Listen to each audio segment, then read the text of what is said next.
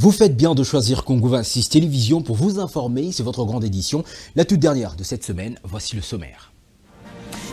Sommet extraordinaire des chefs d'État et de gouvernement de la communauté de développement de l'Afrique australe à Harare, au Zimbabwe. Ces assises régionales consacrées à la situation sécuritaire dans la partie est de la République démocratique du Congo s'attellent aussi sur l'engagement de la mission de la SADC en RDC, Summit DRC, dont le mandat est renouvelé. La situation sécuritaire dans la partie est du pays qui fait aussi l'objet des échanges entre la première ministre Judith Suminwa-Tuluka et la ministre des Affaires étrangères du Canada, Mélanie Joly. Les deux personnalités ont échangé sur le rôle du Canada dans la recherche de la paix et la stabilité dans cette partie du pays lors du séjour de la chef du gouvernement congolais à Ottawa. Vous la suivrez dans ce journal. Et puis les activités commerciales sont paralysées à Walikale dans le Nord Kivu. Depuis hier jeudi 21 novembre 2024, plusieurs centres commerciaux ont suspendu leurs activités dans certains quartiers. Les commerçants s'opposent à la spoliation du marché central de Moubi, le plus grand du territoire, mais en plein lotissement par les services de cadastre. C'est tout pour les principaux titres, mesdames, messieurs. Merci de votre fidélité.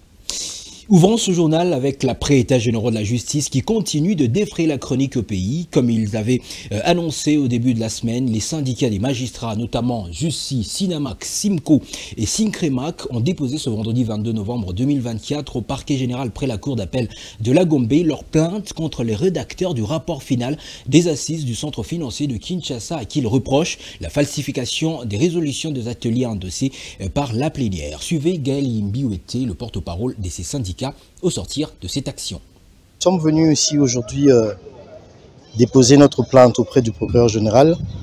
La plainte qui a été initiée à l'issue de l'Assemblée générale qui a été tenue en date du 19 novembre. Et à l'unanimité, les magistrats dans l'Assemblée avaient décidé que nous devions déposer une plainte parce que nous avions constaté que le rapport qui avait été lu lors de la clôture des assises des États généraux de la justice au Palais du Peuple ne reflétait pas la réalité. Raison pour laquelle nous nous sommes décidés de pouvoir saisir le procureur général pour que les auteurs de cette forfaiture soient sévèrement sanctionnés au regard de la loi. Nous l'avions déposé contre Maître Kilolo et toute l'équipe de la rédaction du rapport final des États généraux de la justice. Nous devons rester cohérents dans notre démarche. Nous disons qu'il y a eu une équipe de rédaction finale qui a rédigé le rapport. Ok? Alors, lorsque nous constatons qu'il y a des faussetés, nous ne devons pas dire que nous visons le ministre ou que nous devons porter plainte contre le ministre. Nous portons plainte contre les auteurs de la rédaction du rapport final des États généraux. C'est bien clair dans notre plainte. Bon, la prochaine étape, je pense que nous l'avions déposée aujourd'hui. C'est le procureur général qui est le maître de l'action publique. C'est lui qui va la déclencher. Par la suite, il va nous tenir informés de la suite de la procédure. Nous sommes dans un état de droit. Vous savez que le président de la République fait de la justice son champ de bataille. Nous ne pensons pas qu'à l'heure actuelle, nous pouvons nous dire qu'il y aura des interférences politiques dès lors que nous savons que nous sommes dans un pays où la justice fonctionne normalement, quand bien même qu'on dit qu'à ce jour, elle est malade. Donc, nous ne pouvons pas être pessimistes, nous ne pouvons pas accuser nos institutions ou certains politiques pour dire qu'ils feront interférence dans la procédure qui est déclenchée. Non, nous ne le disons pas. Nous avons fait de notre mieux pour saisir le procureur général et je pense que le reste va suivre de soi.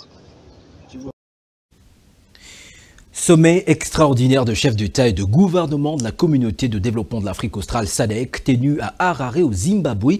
Ces assises ont été consacrées à la situation sécuritaire dans la partie est de la République démocratique du Congo tout en évaluant l'engagement de Summit DRC aux côtés des FRDC en vue de préserver l'intégrité territoriale du pays. Reportage.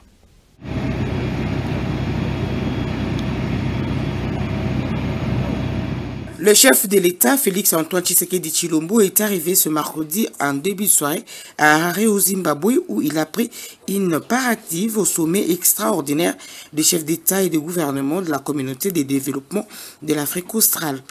Au cours de ces travaux, les participants se sont apaisantis sur la situation de l'Est de la RD Congo où les forces armées rwandaises et leurs supplétifs du M23 violent l'intégrité du Congo-Kinshasa. Le déploiement des forces de la SADC dans cette partie du pays a été passé en revue. Le président de la RD Congo, qui a écouté ses pairs sur l'évaluation de l'engagement des forces de la SADC dans son pays, a avec eux déploré la dégradation de la situation sécuritaire et humanitaire dans la partie orientale de son territoire. Raison pour laquelle, à la demande du président en exercice de la SADC, Emerson Dambunzo Nangangwa, un moment de recueillement a été observé en mémoire des victimes des atrocités perpétrées par les forces rebelles dans l'est de la RD Congo. Après les travaux à huis clos, il ressort ce qui suit. La SADC vient de prolonger d'1 année le mandat de la SAMI-DRC suite au rapport actualisé de la situation sécuritaire et humanitaire dans la partie est de la RD Congo et réitère son soutien indéfectible au gouvernement de la République démocratique du Congo. Ceci est inscrit dans le communiqué final dûment signé par le chef d'État et de gouvernement présent à Harare au Zimbabwe à l'occasion du sommet extraordinaire de la communauté de développement de l'Afrique australe.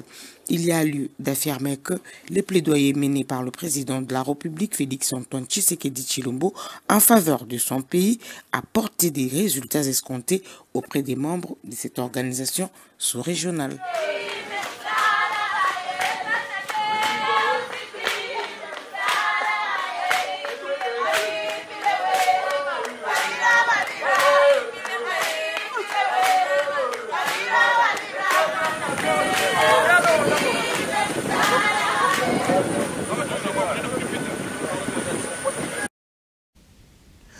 Après son séjour diplomatique au Canada, la première ministre a entamé un voyage dans la partie est du pays où elle séjourne à Goma, dans la province du Nord Kivu. Elle se rendra aussi à Bunia, dans l'Ituri. Objectif, évaluer la situation de la mesure de l'état de siège sur place. Mais un recap sur son séjour au Canada où elle a échangé avec la ministre Mélanie Joly, la ministre des Affaires étrangères canadienne, sur le rôle positif du Canada en vue de ramener la paix et la stabilité dans la partie est de la République démocratique du Congo. Suivez. Enfin, on a eu l'occasion d'avoir des bonnes discussions sur plusieurs sujets, notamment les investissements, infrastructures et comment on peut renforcer la relation entre le Canada et la RDC. On a aussi parlé comment on peut aussi améliorer la situation sécuritaire, notamment dans l'Est du pays, et que le Canada peut jouer un rôle positif dans le fait de ramener la sécurité et la stabilité en RDC et dans la région. Après ces échanges, je pense que non seulement on est capable d'avoir de bonnes relations diplomatiques, mais aussi je pense que ce qu'on peut faire, c'est d'améliorer la fréquence de nos rencontres. D'ailleurs, la ministre des Affaires étrangères, Thérèse, était ici récemment. Oui. Donc, 2 fois en 3 mois, c'est rare. On est très content d'avoir les représentants de la RDC ici au Canada. Je pense que nos échanges ont été très positifs. Je pense que Madame la ministre comprend bien l'environnement politique, diplomatique dans lequel la RDC se trouve actuellement et que nous allons continuer d'améliorer, de renforcer nos liens, nos échanges, que ce soit au niveau économique, que ce soit au niveau diplomatique. Comme l'a dit Madame, je pense que c'était important de pouvoir avoir cet échange et nous allons continuer, bien entendu. À Ottawa, les relations entre la République démocratique du Congo et le Canada prennent un tournant stratégique porté par des échanges déterminants entre la première ministre congolaise Judith Suminwa Tuluka et plusieurs personnalités politiques canadiennes, entre autres Justin Trudeau, le premier ministre du Canada. Cette entrevue illustre une volonté manifeste de renforcer la coopération tout en jetant les bases d'un partenariat adapté aux défis contemporains. Ebenezer Bwanga Wenamoyo. Je voudrais signaler aux députés la présence à la tribune de Mme Judith Suminwa Tuluka. Face à l'insécurité persistante dans l'est de l'RDC, Judith Suminwa a exprimé l'urgence d'une mobilisation internationale, appelant le Canada à jouer un rôle central pour relayer les aspirations du peuple congolais. Nous avons besoin d'alliés sincères et engagés pour garantir la paix et redonner espoir à nos communautés, a-t-elle déclaré, dénonçant en passage les manques d'avancées dans les engagements régionaux, en particulier ceux liés au processus de Luanda. Justin Trudeau, en réponse, a confirmé la solidarité du Canada envers la RDC, rappelant l'importance du respect de son intégrité territoriale. Tout en condamnant les violences, il a insisté sur les besoins de solutions durables permettant à la RDC de se concentrer sur son développement économique et sociale. Le Premier ministre du Canada a salué les efforts entrepris par Kinshasa pour stabiliser la situation, soulignant que le retour à la paix est une condition essentielle à toute initiative de développement. Judith Suminwa a également saisi cette occasion pour mettre en avant une vision ambitieuse axée sur la diversification de l'économie congolaise. À travers une coopération accrue avec le Canada, elle ambitionne de dynamiser des secteurs comme l'agriculture, l'énergie et la formation professionnelle, tout en attirant des investissements qui contribueront à moderniser les infrastructures. Elle a insisté sur l'importance de créer des ponts économiques solides, rappelant que la RDC dispose d'un potentiel immense encore sous-exploité. Lors de cette rencontre, la gratitude de Kinshasa pour les soutiens canadiens dans les instances internationales a été particulièrement mise en lumière. La RDC, récemment élu au Conseil des droits de l'homme des Nations Unies grâce à l'appui du Canada, aspire désormais à intégrer les conseils de sécurité comme membre non permanent. La première ministre de la RDC a plaidé en ce sens, espérant que ce soutien se poursuivra pour permettre à son pays de jouer un rôle plus actif sur la scène mondiale. Au-delà des discours officiels, cette rencontre traduit une dynamique nouvelle entre les deux nations.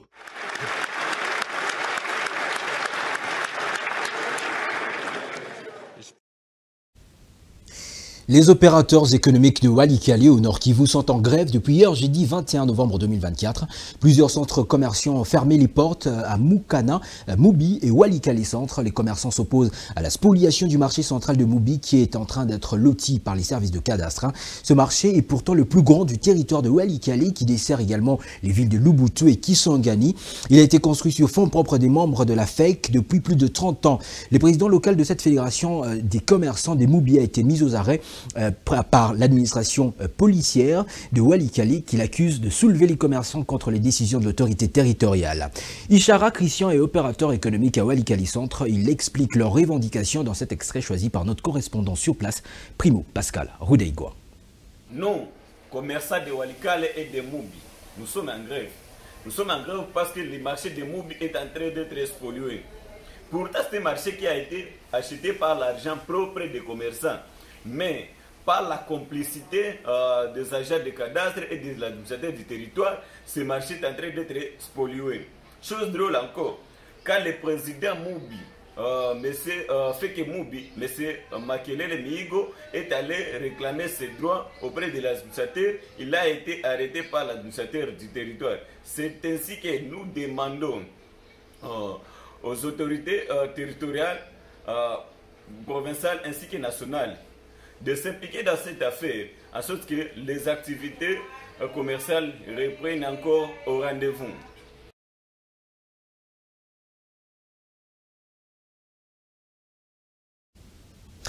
Aujourd'hui, la vie à Kinshasa devient un cauchemar au regard de l'impact réel de l'insalubrité, la construction anarchique et des embouteillages. Face à ces réalités, l'Assemblée nationale a créé une commission spéciale pour soutenir l'exécutif provincial, je devrais dire, dans la résolution de ces problèmes. Voilà qui explique l'échange hier jeudi entre le gouverneur de la ville et quelques députés nationaux membres de cette commission. Suivez le député national Augustin Matata Mponyo Mapon à l'issue de cet entretien dans ce propos recueilli par Ebenezer Bwanga Wenamoyo. Oui, il y a une commission qui a été instituée par la plénière de l'Assemblée nationale. Cette commission en charge 3 questions fondamentales. La première, c'est la question de la salubrité de la ville. La deuxième, c'est la question des constructions anarchiques. Et la troisième, c'est la question des embouteillages. Alors, comme vous le savez, s'agissant de la première question, il y a un problème d'insalubrité chronique et qui est à la base déjà d'un début des épidémies dans la ville. Une ville qui compte 15 à 20 millions d'habitants, et s'il y a une épidémie qui rentre dans cette ville, elle peut ravager et tuer des milliers, si pas des chiffres qui approchent les millions de personnes. Alors, je pense que l'Assemblée nationale, sous le leadership de l'honorable Vital Kamerhe, donc a approuvé cette proposition qui vise à analyser les facteurs causaux, les conséquences, ainsi que voir quelles sont les propositions de mesures à pouvoir prendre.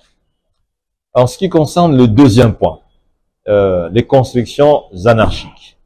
Il s'est avéré malheureusement que l'une des causes des inondations que nous vivons dans la ville, et même de l'insalubrité, c'est la construction sur les caniveaux. Les caniveaux sont bouchés à cause des constructions au-dessus de ces caniveaux. Mais il y a aussi la construction sur les rives, sur les bandes riveraines. Et ça, je crois, il est important que des mesures soient proposées par l'Assemblée nationale. L'intersyndicale de l'administration publique obtient finalement les assurances du gouvernement quant à ses revendications relatives à l'amélioration des conditions de vie des fonctionnaires et agents de l'État. Le président de cette organisation syndicale, Fidèle Kayangui, a rendu compte des résultats de pourparlers avec l'exécutif national aux fonctionnaires du ministère des Affaires étrangères ce vendredi 22 novembre 2024 et demande la levée de la grève observée depuis plus d'une semaine déjà. Il est au micro de Merveille Chimungu et Esther Punga. Il y avait plusieurs points à l'ordre du jour. Nous avons discuté et nous sommes arrivés aux conclusions suivantes. De 1, une commission paritaire sur la politique salariale telle que voulue par les chefs de l'État va être convoquée dans les tout prochains jours pour qu'on mette en place une politique salariale définitive pour tous les Congolais. De 2, nous avons discuté avec le gouvernement sur la rémunération des agents et fonctionnaires de l'État. Le gouvernement nous a demandé qu'on aille régler carrément les problèmes au niveau de la commission paritaire sur la politique salariale. Mais nous avons obtenu $130 pour l'huissier payable au deuxième trimestre 2025 au taux budgétaire. Mais en attendant, il y aura une paye complémentaire où on va donner tant soit peu 50 000 francs congolais aux fonctionnaires à partir du mois d'octobre. Le gouvernement va organiser une paye complémentaire. Nous avons convenu avec le gouvernement la mise en place d'une commission qui devra désormais suivre la mécanisation des agents et fonctionnaires. Parce que de ce côté-là, il y a beaucoup de divergences, il y a beaucoup de critiques par rapport à ce qui a été fait et on a convenu de la mise en place d'une commission paritaire, d'une commission qui devra valider tout ce qu'on doit faire comme mécanisation. Et un comité de suivi des accords a été mis en place qui est entré en vigueur à la date de la signature du protocole d'accord. Et c'est comme cela qu'il y a beaucoup de choses, je ne saurais pas tout vous dire. Les protocoles d'accord en dit long. Nous sommes venus, comme je l'ai dit au début, informer les agents. Et les agents ont accepté de s'approprier ces protocoles d'accord. Ce n'est pas que tous les problèmes du fonctionnaire est réglé, mais c'est un début et le dialogue social reste permanent. Si jamais il y a d'autres problèmes, nous allons continuer à discuter avec le gouvernement. Révision ou changement constitutionnel, le sujet continue de diviser la classe politique et la société civile. Après la Lucha, c'est au tour du mouvement des Congolais nationalistes MCN de hausser le ton. Il provient une manipulation des jeunes dans ce dossier, redoute la balkanisation du pays et propose le dialogue. Son président national Jonathan Kalumba en parle dans une sortie médiatique ce mardi 19 novembre dernier. Suivez. Présentement que la question existentielle de la révision ou du changement de la Constitution refait surface. Nous sommes les premiers à y être encore invités afin de livrer une bataille dont l'issue causera forcément des dommages collatéraux et dont les victimes se compteront, comme d'habitude, par milliers dans les rangs des jeunes qui accepteront de livrer ce combat. Par conséquent, nous devons dire non. Non à la manipulation politicienne. Non à l'hypothèque de notre avenir. Non à l'instrumentalisation de notre courage.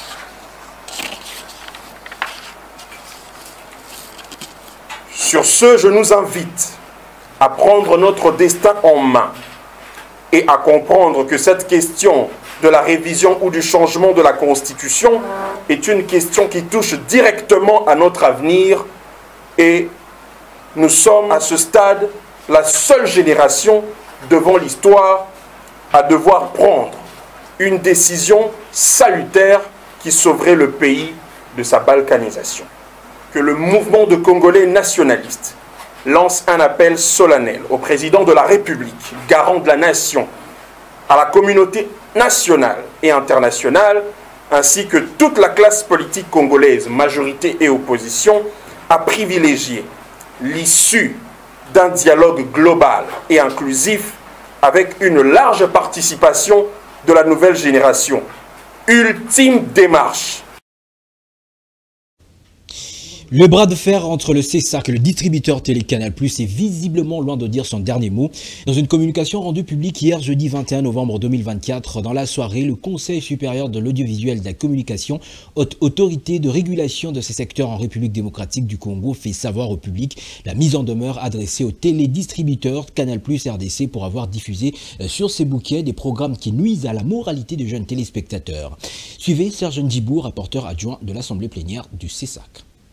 L'Assemblée plénière du Conseil supérieur de l'audiovisuel et de la communication CESAC, siégeant en sa 25e session ordinaire du 21 novembre 2024, adresse à Canal+ RDC la présente mise en demeure publique, conformément à l'article 60 de la loi numéro 11/001 du 10 janvier 2011, pour avoir diffusé sur les chaînes Canal+ L et MTV, Sifi, Canal+ Action, AB1, Canal+ Cinéma, des programmes inappropriés qui perturbent le développement mental et psychologique des jeunes enfants, les incitant à l'homosexualité, à une sexualité irresponsable et destructrice, notamment en faisant usage d'un pictogramme non adapté à la catégorie d'âge qu'il faut ou en s'abstenant délibérément d'afficher la signalétique jeunesse. Le Conseil avait mis Canal+ RDC en demeure depuis le 25 octobre 2024 d'arrêter toute affaire cessante la diffusion de ces chaînes et programmes et de se conformer aux prescrits de la directive numéro CESAC/AP/163/2013 du 1er mars 2013 relative à la télédistribution en République démocratique du Congo. Au-delà de nos frontières, au Sénégal, les partis des patriotes africains du Sénégal pour le travail, l'éthique et la fraternité, PASTEF, au pouvoir depuis la présidentielle de mars dernier, a gagné 130 des 165 mandats en jeu et obtient ainsi l'écrasante majorité qu'il réclamerait pour pouvoir appliquer son agenda de rupture et de justice sociale. Élu en mars dernier au premier tour, Bassirou Diomaye Faye, plus jeune président du pays de la Teranga, et son mentor et premier ministre Ousmane Sonko s'offrent donc une confortable majorité à l'Assemblée nationale pour mettre en œuvre leur programme de rupture avec l'ancien pouvoir. En sport, pour finir, Coupe d'Afrique des Nations handball féminin, arrivé à Kinshasa le mardi 19 novembre dernier, les Léopards seniors dames handball ont entamé jeudi 20 novembre leur troisième et dernier stage avant le match inaugural du 27 novembre 2024 face aux Reines du Nil de l'Ouganda. Sur le parquet du gymnase jumelé de Stade de Martyrs, 17 joueuses venues de l'Europe et les deux locales Rabi Pemba et Nene Mayanda de l'HC Héritage. Les séances d'entraînement se sont déroulées sous la coordination du coach Clément Machi. Carlos Lofaka Nzembo. Arrivé à Kinshasa la soirée du mardi 19 novembre 2024, les Léopards handball dames de la RDC ont pris la connaissance du parquet du gymnase jumelé Stade de Martyrs de la Pentecôte ce jeudi 21 novembre 2024 dans la matinée. Pour ce dernier stage, avant de se lancer dans les bains du banquet continental, la tanière affiche désormais complet. Les 17 joueuses de l'extérieur ont été rejointes par deux locales. Il s'agit de Rabim Pemba et Nene Maindama de la formation d'héritage championne de la RDC. Au cœur de la tanière depuis plus d'1 an, le coach principal Clément Machi, ancien coach de Fleury-les-Aubrais en France, salue la progression du groupe RDC. Ça fait 1 an qu'on travaille ensemble, je trouve qu'on travaille bien. Depuis 1 an, on a bien progressé, les joueuses ont bien progressé. Un groupe s'est construit et fonctionne bien. Donc non, c'est pas un poids, je pense qu'on est prêt. Après, c'est du sport et du handball, et donc on s'attend à tout. Les autres équipes se sont aussi beaucoup renforcées, et moi je les connais bien aussi. Donc on va avoir une vraie opposition dans une poule difficile. Mais voilà, on travaille depuis 1 an très bien. Pour cette première séance au menu, réveil musculaire, échauffement suivi de l'approche holistique sur l'amélioration de la force et la puissance, tout en travaillant simultanément sur les compétences essentielles, les sauts, le lancer, les sprints et les changements de direction. Élue meilleure joueuse de la rencontre RDC-Algérie lors de la dernière CAN au Sénégal, l'arrière-gauche de Paris 92, Pina Logan Luambo, croit dur comme fer et envisage déjà les mondiales l'année prochaine. Tout passe par un parcours exceptionnel des Léopards à Kinshasa. On a pour objectif de se qualifier au mondial, de faire un meilleur résultat des 2 dernières CAN et d'aller en finale et de gagner. Cette première séance d'entraînement s'est déroulée sous l'œil vigilant du président de la fédération, Amos Mbayoki Tengue. Le dame de la RDC n'ont plus que quelques jours pour boucler les stages avant de se lancer dans le sprint final, déjà ce 27 novembre 2024, en inaugural face aux Reines du Nil de l'Ouganda.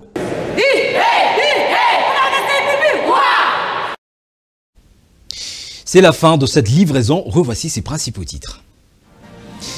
Sommet extraordinaire des chefs d'État et de gouvernement de la communauté de développement de l'Afrique australe à Harare au Zimbabwe. Ces assises régionales consacrées à la situation sécuritaire dans la partie est de la République démocratique du Congo s'attellent aussi sur l'engagement de la mission de la SADC en RDC, SAMI DRC, dans le mandat est renouvelé. Et puis la situation sécuritaire dans la partie est du pays qui fait aussi l'objet des échanges entre la première ministre Judith Suminwa-Tuluka et la ministre des Affaires étrangères du Canada, Mélanie Joly. Les 2 personnalités ont échangé sur le rôle du Canada dans la recherche de la paix et la stabilité dans cette partie du pays lors du séjour de la chef du gouvernement congolais à Ottawa au Canada. Et puis les activités commerciales sont paralysées à Walikale dans le Nord Kivu depuis hier jeudi 21 novembre. Plusieurs centres commerciaux ont suspendu leurs activités dans certains quartiers. Les commerçants s'opposent à la spoliation du marché central des Mobi, le plus grand du territoire, mais en plein lotissement par les services de cadastre. C'était un honneur de vous présenter ce journal. Merci aux équipes techniques et de rédaction qui le fabriquent au quotidien. Vous voudrez bien me recevoir dans vos salons très bientôt. Excellent week-end à toutes et à tous en compagnie de programmes de Congo 26 Télévision, la chaîne de l'unité nationale. Bon week-end. Bonsoir.